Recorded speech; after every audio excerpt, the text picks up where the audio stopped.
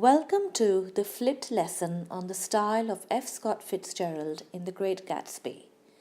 This is an introduction to Fitzgerald's writing style and will give you an overview of the style in The Great Gatsby. However, it is in no way an authority on everything in Gatsby, and you would benefit from extra research and analysis of your own. This is the standard copyright notice at the beginning of all my flipped lessons.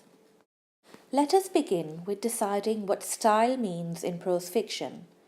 Put simply, it means how writers say what they want to say, using devices such as diction, syntax, figurative language, descriptive language, etc. Writers often have specific styles which become evident when we read a variety of texts by the same author. We can say, for example, that Virginia Woolf, another modernist author, is recognizable by her distinctive use of stream of consciousness, or that Ernest Hemingway's style is minimalistic and characteristically paratactic, in which apparently unrelated long and short phrases are placed side by side through the use of conjunctions such as and, just as we see here. So, coming back to Fitzgerald, what is his style, and how is this evident in The Great Gatsby? To answer this question, we will have to analyze his point of view, voice, and other literary devices, only some of which will be discussed in this lesson. As always, it is up to you to go further. Let's begin with the first-person narrative. The story is told by Nick Carraway, and it is important to understand and analyze his role. We can see this in the exposition, but also throughout the novel, especially in the final paragraphs of chapters from chapter 5 onwards. We have here a narrator who is also a participant in the story, although he is more of a spectator than an actor. There is a sense of both detachment and involvement in the story. Nick is aware of his ambiguity and ambivalence, and he is both included and excluded. He feels like he belongs, but he also feels like an outsider, an interloper. When at the apartment towards the end of the second chapter, Nick says that each time he tried to go, he became entangled in some wild, strident argument which pulled him back as if with ropes into his chair, and that he was within and without simultaneously enchanted and repelled by the inexhaustible variety of life. This brings me to another point. Nick's narration is often unreliable, and so we interpret what he says and how he says it, which leads us to make judgments about Nick himself. For instance, we notice the irony in Nick's readiness to judge others in the same breath as he insists that he reserves his judgment.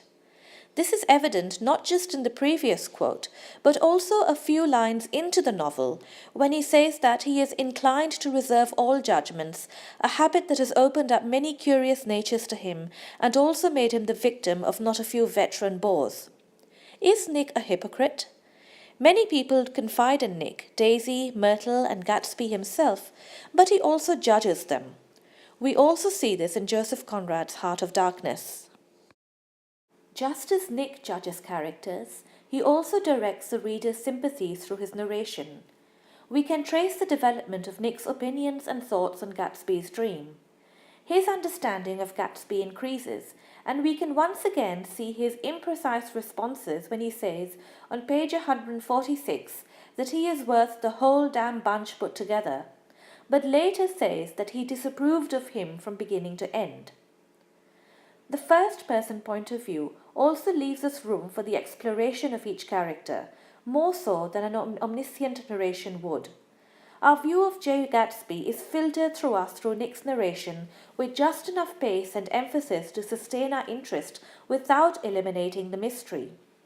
In this way, Gatsby becomes an intriguingly complex figure who is not just a man, but emblematic of America and its pursuit of and disillusionment by the elusive American dream. Fitzgerald's style is also rich with imagery and symbolism. Look at the symbolism of the colours, for example. They can mean different things at different times. The colour green is emblematic of, at different moments in the novel, the rich and fertile land of America, symbolising life and hope, evident when we hear of the fresh green breast of the New World on page 171. Green also represents Gatsby's hope and desire for Daisy through the green light he fixates on when he stares out at West Egg. Green is also literally the colour of money, which reminds us of the tension between old money and new money. In fact, when the United States made its money green, it was calling on an association of the colour green with wealth and luxury. However, green has been frequently used to represent romantic jealousy as well, such as in Shakespeare's Othello when we hear of the green-eyed monster of jealousy, a phrase that has become a familiar description for envy. So, with so many layers of symbolism, we can see how green can be symbolic of death, darkness, depression, and danger, but also hope, renewal, and life. In the same way, other colours such as yellow, white, grey, and red also have multiple associations, but I will leave these for you to work out on your own. You should think about the symbolism of the Valley of Ashes, the Dr. T.J. Eckelberg advertisement billboard, the apartment Tom takes Myrtle and Nick to, and Gatsby's library.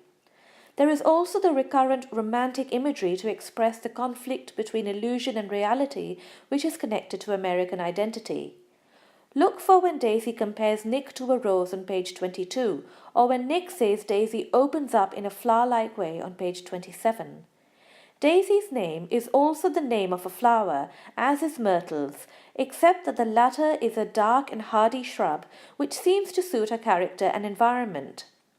We should also look at the connotative language he uses, which is thought-provoking and stimulating. Nick uses words such as contingency, innuendo, and erroneous. We also have the use of pathetic fallacy, when the weather creates a dramatic mood when significant events happen. For example, when Gatsby and Daisy first meet, it is raining, showing how uncomfortable it is. However, when they are more at ease later, the sun is shining. It is scorching hot when Gatsby and Tom confront each other. This is very much part of Fitzgerald's writing style, and we can see his use of metaphor, personification, imagery, symbolism, etc. to construct characters and convey his ideas. Let's have a quick look at tone now. We have Nick's ironic rendering of Gatsby as a romantic hero, and his attitude to the titular character is rather ambivalent. Nick speaks elegantly with a witty sarcasm. His speech is straightforward, but his thoughts are deep and complex. This tells us what Nick is like. Tom, on the other hand, speaks objectively. He is certain of his opinions, and his cold aggression is revealed through his tone, which is detached, impersonal, and harsh. Fitzgerald's tone and attitude are rather cynical and ironic, and he criticizes and passes judgments on characters not by telling us about them, but by showing them and letting them reveal themselves. At times, his tone is disapproving of the naive belief in the American dream. At other times, it is rather sentimental, nostalgic, and elegiac. This is part of the scenic method, whereby readers can interpret the text indirectly. This means that the reader comes to his or her own conclusions through a visual or scenic means painted by the author. Consider this quote from chapter 3. Almost at the moment when Mr. Gatsby identified himself, a butler hurried toward him with the information that Chicago was calling him on the wire. He excused himself with a small bow that included each of us in turn. Here the reader can interpret a certain shadiness to Gatsby's business dealings. It brings to mind the sense of the mob or Chicago underworld. The scenic method prevents the voice of the narrator from becoming monotonous. Fitzgerald presents a sequence of scenes, each self-contained yet echoing others, thus enabling us to cross-reference them. For example, look at the way in which the party in Myrtle's apartment in Chapter 2 is paralleled by the party in the Plaza Hotel in Chapter 7. Larger parties are held at Gatsby's mansion in Chapters 3 and 6. In this way, a structural symmetry is constructed. At the centre of the novel, in Chapter 5, Nick and Daisy are reunited over tea at Nick's house. While this is part of Fitzgerald's style, you can use it in discussions on structure and setting as well. Everything we have talked about so far tells us about Fitzgerald's writing style. To cement this further in our minds, let's take a quick look at another writing style so we know what we are talking about and how to compare styles. Ernest Hemingway was a contemporary of Fitzgerald's and is what we would call a minimalist writer who believed that one true sentence was better than long and overly wordy sentences. He despised flowery descriptions and metaphors. Listen to some of his writing, which is an extract from his short story, Big Two-Hearted River. Hemingway writes, "Nick was hungry. He did not believe he had ever been hungrier. He opened and emptied a can of pork and beans and a can of spaghetti into the frying pan. 'I've got a right to eat this kind of stuff if I'm willing to carry it,' Nick said. His voice sounded strange in the darkening woods. He did not speak again. He started a fire with some chunks of pine he got with the axe from a stump. Over the fire he struck a wire grill, pushing the 4 legs down into the ground with his boot.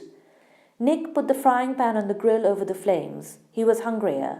The beans and spaghetti warmed. Nick stirred them and mixed them together." Here we can see that Hemingway uses short micro-sentences, which are in direct contrast to Fitzgerald's longer, more descriptive and evocative sentences. Fitzgerald also uses synesthesia, which is when one sensory experience is described in terms of another. He uses lots of verbs to keep his sentences moving. I hope I have given you something to think about. Remember that this is not a complete analysis of Fitzgerald's writing style, but rather a platform for you to springboard off. We have discussed many elements of style, such as diction, tone, language choices, symbolism, and you must incorporate these into any discussion on style when discussing any text.